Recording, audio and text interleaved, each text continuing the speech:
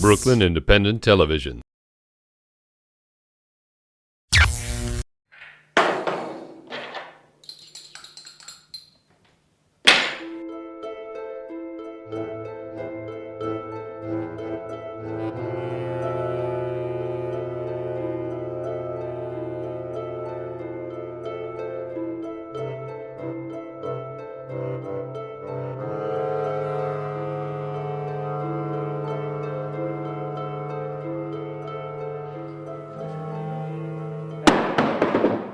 I'm Zach Morris. I'm one of the 3 co-artistic directors of Third Rail Projects. He goes right into the confessional. Boom, boom.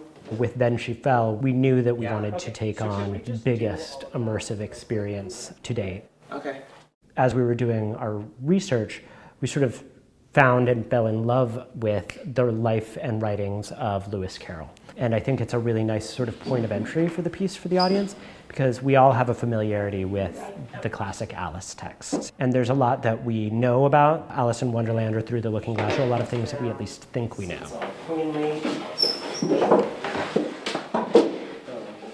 Then She Fell is not a haunted house. It is truly a dance theater piece. The omnipresent hospital patina added that one missing element. The rehearsal that you guys are going to see tonight is very much still in process. A lot of the walls, a lot of the decor is not yet in place. You're right. No. You're totally right. It just feels so much more like this is God. My name is Janine Willett. I'm the co-artistic director, along with Zach Morris and Tom Pearson. Zach is the vision keeper of this project.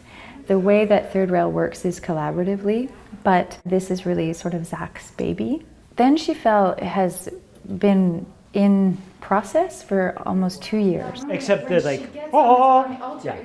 So with Tom and Janine and the whole ensemble and all of the other collaborators, I've taken on a little bit of a directorial role in shepherding it from gestation to now near completion and culmination.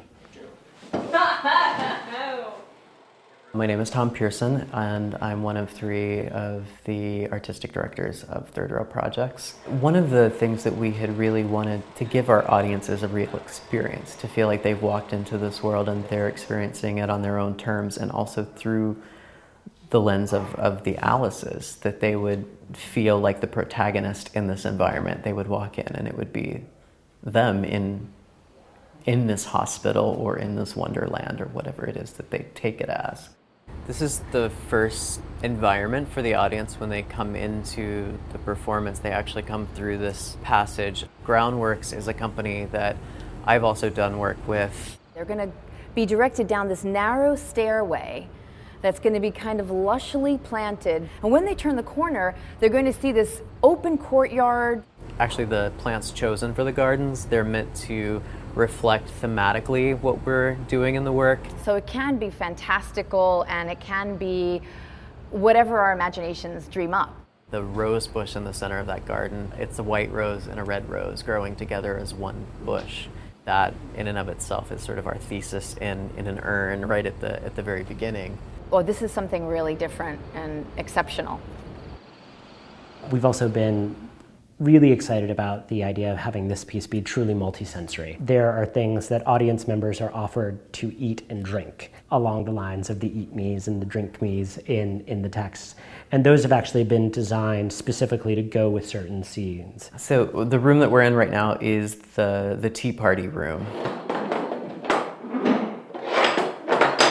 And we sit down together and madness ensues.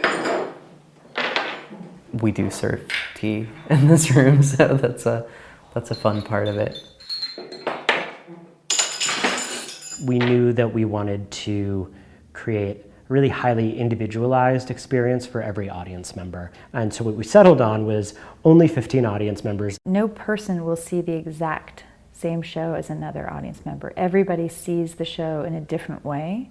So you may interpret things differently depending upon the order in which you see something. I play the White Rabbit, the Red Queen, the White Queen, the Mad Hatter. We were all looking at them both in terms of their function as well as who they are in these stories.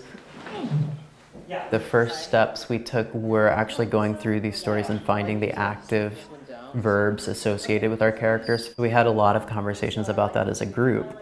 So after a while, you've lived in it so long and you've checked your choices against your sort of thesis about who you are, that it kind of becomes second nature. Like, I just know my white rabbit wouldn't do that, or the red queen wouldn't do that, but she would do this.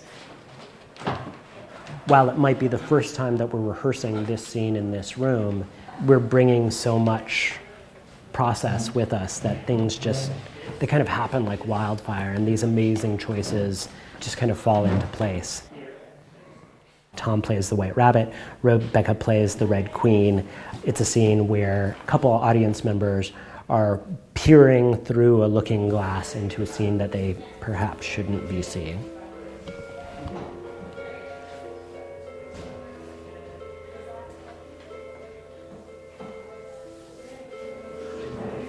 At the same time, the Mad Hatter is working in her shop on 2 of her scenes, adapting some of her material.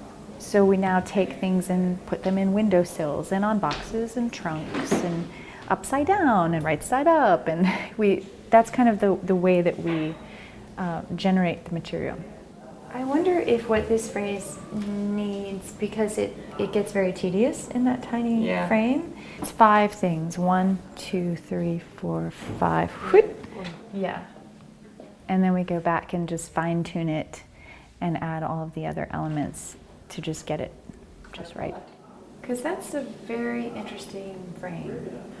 The choreography that's happened in these other places are getting specific to the rooms and the furniture that are in the rooms.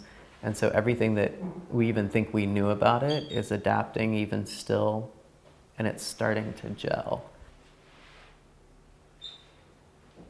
The big unknown at this moment is how the transitions are going to feel and how it's all going to stitch together, and then what it's going to feel like when an audience comes in, because that will change everything at that moment.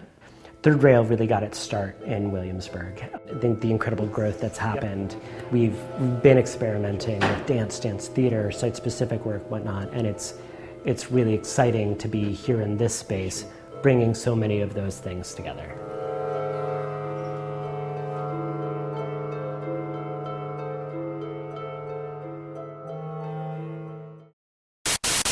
Watch this and other Brooklyn Independent Television episodes online at breakartsmedia.org/BIT.